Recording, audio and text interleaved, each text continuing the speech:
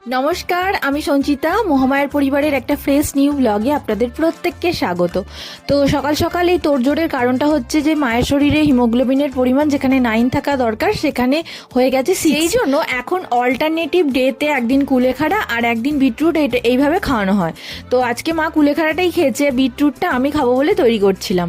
তো ওই গাছের পালং শাক ছিল, সেটা ধুয়ে নিয়ে পরিষ্কার করে তার সাথে আমলকি, বিটরুট আর অন্যদিন একটু গাজর কিংবা ওই আদা দিয়ে থাকি। আজকে আর দিইনি কারণ সময়টা একটু কম ছিল। আর এই সমস্ত ইনগ্রিডিয়েন্টস গুলো মিক্সিতে দিয়ে ভালো করে পেস্ট বানিয়ে সেই পেস্টটা হয় চাকনি দিয়ে না হলে যে কোনো পরিষ্কার কাপড় দিয়ে ছেঁকে নিয়েই তৈরি বিটরুটের জুস হয়ে গেল। আর এটা খালি পেটে খেলেই বেশি। ওই দিদিরা যেদিন এসেছিল অনেকগুলো ডিম এনেছিলাম একটা কাকিমাদের বাড়ি থেকে, তো টাকা দিয়ে আসা হয়নি, তো আজকে টাকা দিতে গেছিলাম। ওদের বাড়িতে ইট তৈরি করা হয়েছে, ইট পোড়ানো হবে বলে। আর অন্যদিকে ওই কাজে জেঠিমার আবদার যে আমাকেও পালং শাক দিতে হবে, সেজন্য শাক তুলতে গিয়ে মানে আমি পড়েই যাচ্ছিলাম, জায়গাটা এমন অবস্থা হয়ে গেছে।